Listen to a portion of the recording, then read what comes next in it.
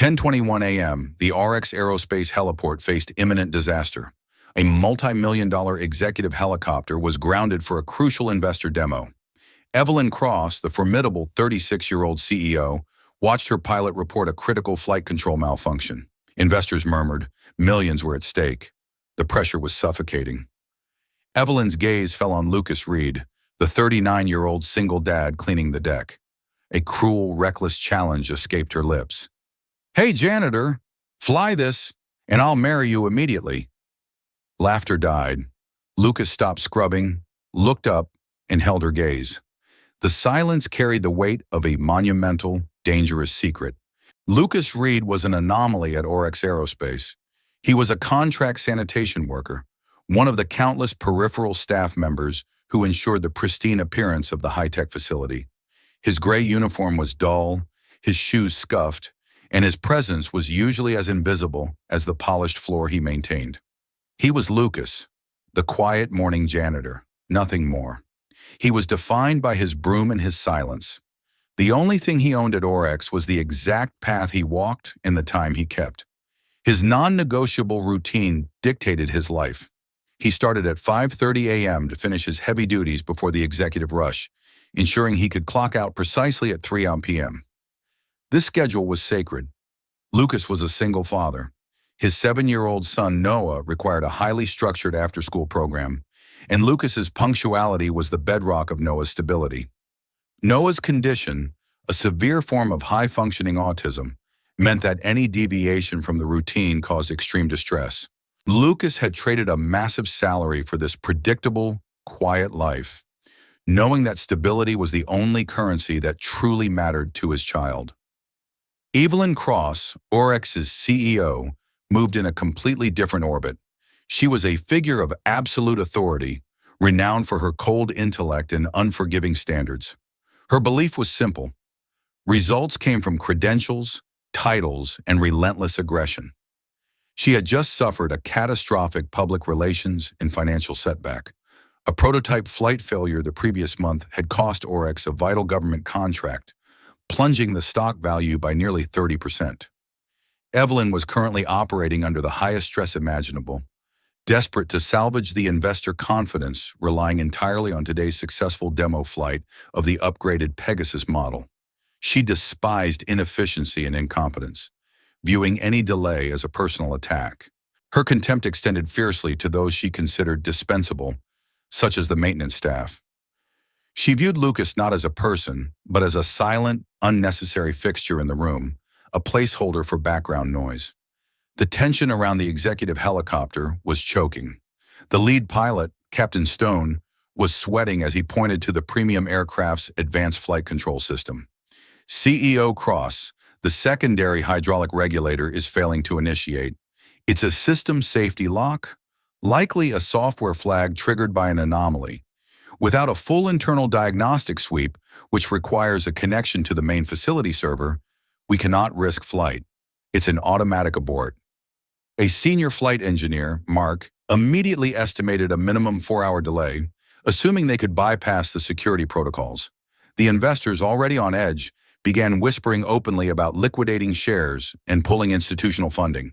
Evelyn saw her entire career flashing before her eyes, consumed by the failure of her highly paid, highly educated team to solve a simple problem under pressure. Lucas, standing near the edge of the helipad, had heard the entire, increasingly desperate exchange. His eyes, usually trained on the floor, briefly flickered to the number 3 blade in the main gearbox housing. He absorbed the technical chatter, the specific error codes, the pilot's frustration, the engineer's reliance on digital troubleshooting, and his mind instantly processed the actual underlying mechanical flaw. It was an involuntary function, a professional habit that refused to die. In that moment of raw panic, Evelyn lashed out. Her gaze zeroed in on the silent, scrubbing figure of Lucas Reed. Standing near the edge of the helipad, far from the multi-million-dollar crisis, it was a vicious mockery intended to humiliate her failing staff by contrasting their expertise with the lowest-paid person present. "Look at them," Evelyn snapped, gesturing to the pale engineers, her voice laced with venom. "They have 10 degrees and cannot find a solution. And look at him. He is supposed to keep this entire platform spotless, yet he cannot deliver a functioning surface for a $50 million machine. She fixed her cold, demanding eyes on Lucas. Hey, janitor, they need 4 hours. Can you fly it now? Can you even get it to lift off the ground? The assembled technicians burst into nervous, horrified laughter. Evelyn's face remained hard, but the edge of desperation was clear. She needed a quick, impossible win, a distraction from the financial implosion. If you can fly this machine, just get it off the ground for 10 seconds. I will marry you right here, right now, she declared, the words hanging heavy and cruel in the air, a reckless wager of her entire, controlled life. It is yours, janitor. Take your shot. Prove your value. Lucas finally stopped working. He placed the mop handle against the wall, his movement slow and deliberate, the motion of a man concluding his shift, not beginning a challenge. He wasn't angry or insulted. His eyes, usually cast downward, lifted to meet the formidable gaze of Evelyn Cross. There was no defiance, only competence. "Ma'am," Lucas replied, his voice unexpectedly rich and steady, cutting through the mockery like fine steel. "I am not interested in your prize, but tell me this.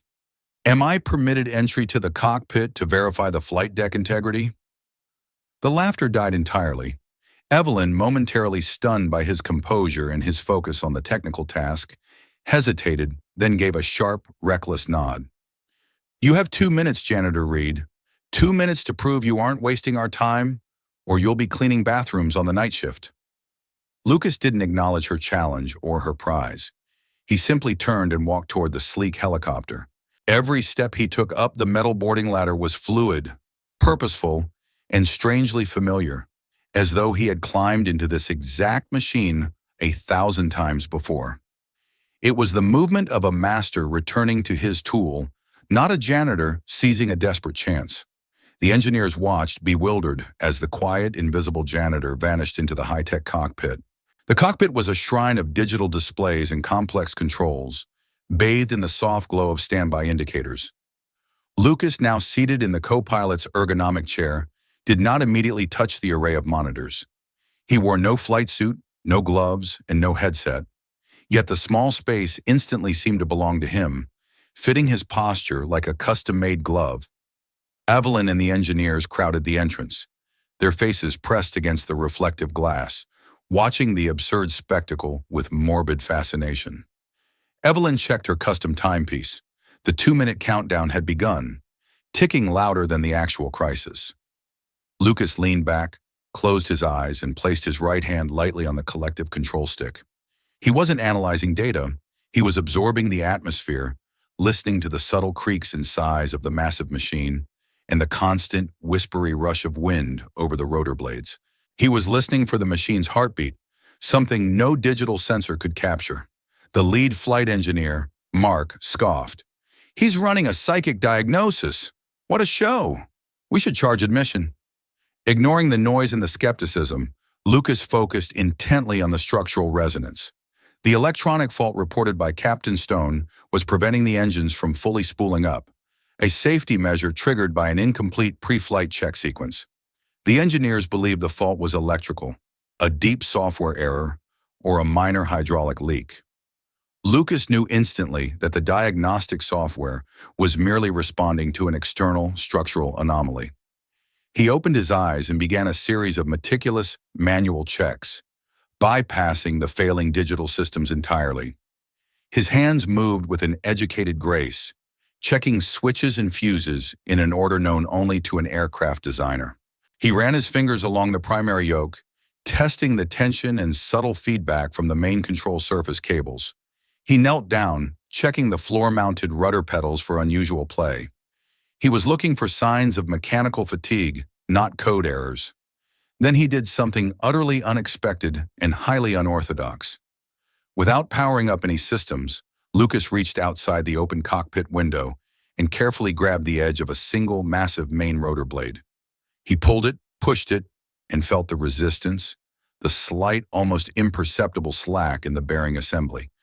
He made a subtle physical correction, applying pressure to the hub housing. "Stop! What are you doing?" Mark yelled, his face turning crimson with panic. You'll damage the servo actuators. That blade is perfectly calibrated. You're tampering with millions of dollars of engineering. Lucas didn't flinch. His voice, transmitted through a low-volume cabin speaker, was utterly calm, cutting through Mark's hysteria. The number 3 blade pitch is off by 0.7 degrees. It shifted. It was structurally stressed during the last hard landing sequence, likely when the landing gear compressed slightly unevenly. The flight control computer, FCC, is detecting the resulting asymmetrical drag profile and refuses to clear the secondary hydraulic regulator as a safety measure. The system is working perfectly. The hardware is not. The problem is physical, not electrical. The engineers stared, aghast and silent. Lucas was claiming to diagnose a fractional mechanical error that their entire advanced diagnostic suite, requiring hours of digital processing, had missed simply by feel and sight. Mark instantly realized that Lucas's diagnosis meant the mechanical failure was so subtle that only a test pilot who had logged thousands of hours on the prototype could have identified the resulting structural signature. Lucas secured the blade and moved back to the instrument panel. He bypassed the complex digital interface and spoke directly to Evelyn. Ma'am, the fault flag must be cleared from memory. I need a clean restart. Order them to cut all auxiliary power to the FCC. We need a hard reset. Manual cutoff, 0 residual power. Mark protested furiously, desperation creeping into his voice. That's incredibly dangerous. A hard reset could corrupt the primary flight logs. We could lose the entire maintenance history. Evelyn, however, had seen the conviction in Lucas's eyes and the shocking professional authority in his precise movements. The way he had corrected the rotor blade was not the movement of a janitor. It was the calculated precision of an expert addressing a crisis. Time was running out, and her highly paid team had failed. Cut the power! Do it now! She commanded, her voice ringing with newfound, terrified clarity. The executive suite immediately complied, cutting the auxiliary power. The cockpit went entirely dark, silent, and dead. The 2-minute timer was down to 30 seconds. In the absolute silence, Lucas worked with astonishing speed. He reconnected the power, performed quick manual switch flips that bypassed the automated checks, then slammed his hand onto the main ignition sequence. The turbines whined to life, louder and smoother than before. The massive main rotor blades began to turn, slowly at first, then faster and faster, generating a powerful rhythmic beat that shook the platform with perfect, symmetrical balance. A cascade of digital lights flickered on across the console. Every indicator that had been glowing red, the hydraulic pressure warning, the control stability error, the FCC lock, snapped to solid, reassuring green. The only sound in the heliport was the roaring of the perfectly functioning machine and Evelyn's sharp intake of breath, a sound swallowed by the wind. The timer beeped, marking the 2 minutes elapsed. The helicopter was running, stable, and ready to fly. Lucas had fixed the impossible machine, exposed the fault, and humiliated the corporate ego, all in under 120 seconds. The raw power of the operational helicopter engine dominated the entire aerospace complex.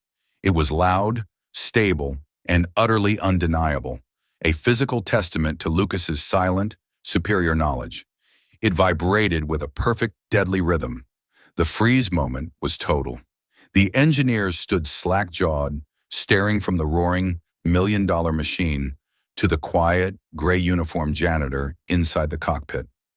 Evelyn Cross remained frozen, her mind spinning, unable to process the debt of her reckless promise. If you can fly this thing right now, I'll marry you immediately.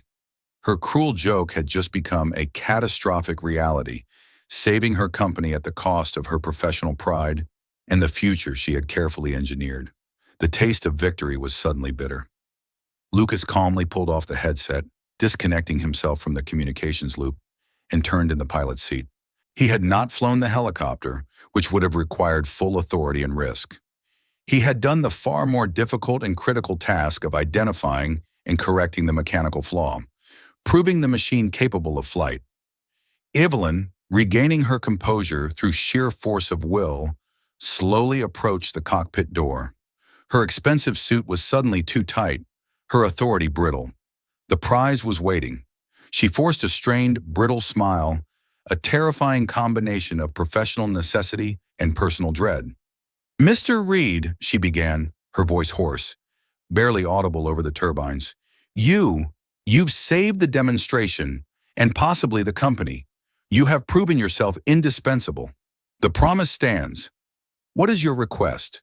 A contract? Or the prize?" Then came Lucas looked at her, his expression utterly detached from the high-stakes drama he had created. There was no triumph, no revenge, only calm resignation. "Ma'am," he said, his voice flat, steady, and amplified slightly by the lingering cabin speaker. "The machine is ready for flight. I do not require the prize nor any ridiculous contract born of panic. Your words were an insult, and I do not value any reward or contract that starts with public humiliation." He had rejected her highest form of power and her ultimate humiliation in one clean, decisive sentence, leaving her standing alone with her worthless proposal. The words struck Evelyn with physical force. Just as the humiliation settled, one of the lead investors, Mr. Goldstein, a sharp-eyed man who had been with Orex since its inception and a former military procurement officer, stepped forward. His eyes were wide with disbelief and dawning recognition, his gaze traveling from the janitor's face to the confident way he held his shoulders. He pulled out his phone, searching through an encrypted contact list. "Wait a minute, Mr. Goldstein whispered, his voice trembling as he looked at an archived photo. "Lucas Reed? It can't be. Is that really Lucas Reed?" He turned to Evelyn, his voice rising to an accusatory shout that momentarily drowned the engine noise. "This isn't a janitor, Evelyn. This is Lucas the Razor Reed. He was the chief test pilot for this entire airframe generation. He personally certified the Valkyrie prototype, the one we sold to NATO. He wrote the diagnostic and maintenance protocols that your entire department couldn't debug. He left 8 years ago, immediately after the incident. The engineers frantically pulled up Lucas's outdated employee file, now accessible on their recovered network following the system's hard reset. The digital screen flashed Lucas's corporate history, a towering monument of achievement that stood in stark, devastating contrast to his gray uniform. Lucas Reed, Chief Test Pilot, 2007-2018. Project Lead, Valkyrie Airframe Design. Military clearance, Top Secret, Retired Major, Air Force R&D. Career high, logged first non-computer assisted vertical takeoff in a Valkyrie series airframe. The senior engineer, Mark, stammered the final, critical detail from the file, reading it aloud for everyone to hear. He resigned after his wife, Captain Sarah Reed, a decorated pilot, died in a civilian traffic accident. The file says he chose to step down from the high-travel, high-risk 24/7 position to provide stable care for his son, Noah, 7, who has special needs requiring absolute adherence to a fixed schedule. The helicopter's roar suddenly seemed distant, muted by the force of the truth. The truth was an air raid siren announcing a catastrophic failure of corporate perception. The man they had mocked, called a janitor, and offered a crude prize to, was not only the most qualified person in the complex, but had also chosen to sacrifice a powerful, globally significant career for the quiet, vital duty of fatherhood on the ground.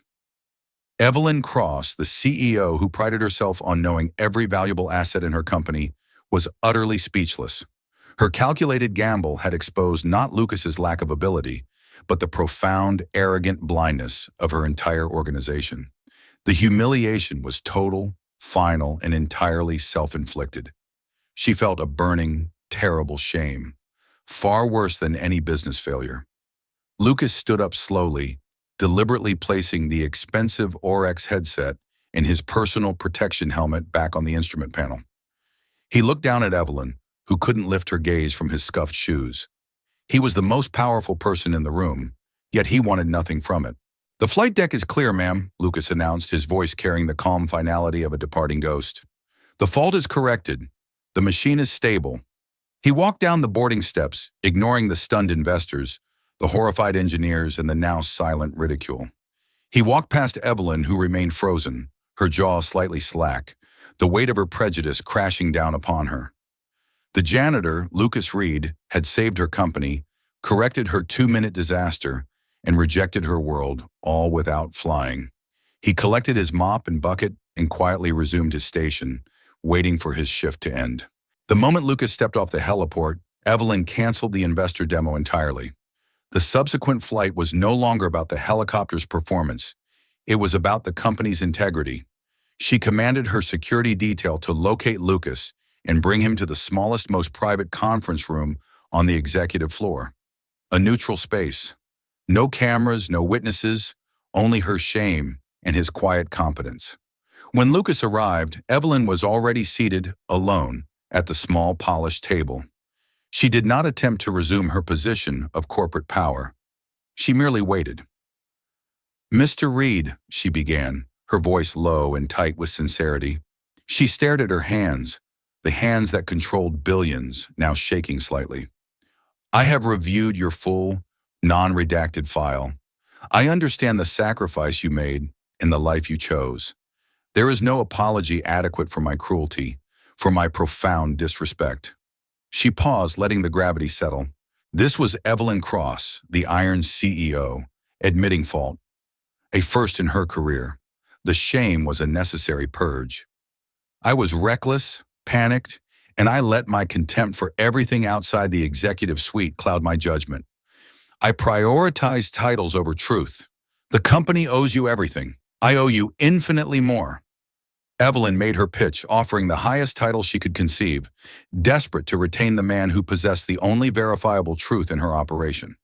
"I am creating the position of Chief Flight Integrity Officer. It's an executive vice president role, effective immediately, with a 7-figure salary, massive stock options, and full operational veto over all flight systems. It is the second most powerful technical position in Orex, and it answers only to me. I need your knowledge, Lucas. Orex needs your integrity." Lucas listened, his expression neutral. He appreciated the newfound respect, but the offer was still too close to the life he had consciously left behind. The gilded cage of power was still a cage. "The answer is no, Ms. Cross," Lucas replied gently but firmly. "Not for the executive VP role. That life, the constant travel, the pressure cooker, the 24/7 accountability, was what cost Noah his mother when I was unreachable on a test flight halfway across the world. I will not trade his stability for a 7-figure distraction, no matter the zeros." He held her gaze, defining his boundaries with absolute conviction. "I will accept the Chief Flight Integrity Officer title and the executive compensation because I believe in the machine and its mission, but only on 3 conditions. 1, my work hours remain fixed, precisely 6 a.m. to 3 p.m., 4 days a week, with guaranteed flexibility for all of Noah's needs, including appointments. 2, my role is technical verification and audit only. No management, no executive meetings, and absolutely no business travel. 3, the title janitor remains on my file as a constant reminder to your company of its capacity for blindness." Evelyn's initial reaction was resistance. No executive worked 4 days a week, but she quickly realized his conditions were the ultimate test of her new leadership. She needed his integrity more than she needed a traditional executive schedule. "Done, Mr. Reed," she said without hesitation, extending her hand across the small table. "Consider it ratified. I will personally write the Lucas clause into your contract, guaranteeing your hours, your veto power against any system, and a permanent space on the technical floor. Your time with your son is non-negotiable." Evelyn then took her reformed management style public. She held an all-hands meeting, not to scold, but to educate. She forced every engineer and executive to confront their own biases, placing the spotlight squarely on the former janitor's integrity. "From today forward," Evelyn announced, her voice firm and clear, cutting through the silence of the crowd, "the most valuable asset in this company is not the one with the highest title, but the one who holds the verifiable truth and integrity." Lucas Reed taught us that truth often comes wearing a gray uniform. We will listen to the floor, not just the ceiling. The change in culture began that day.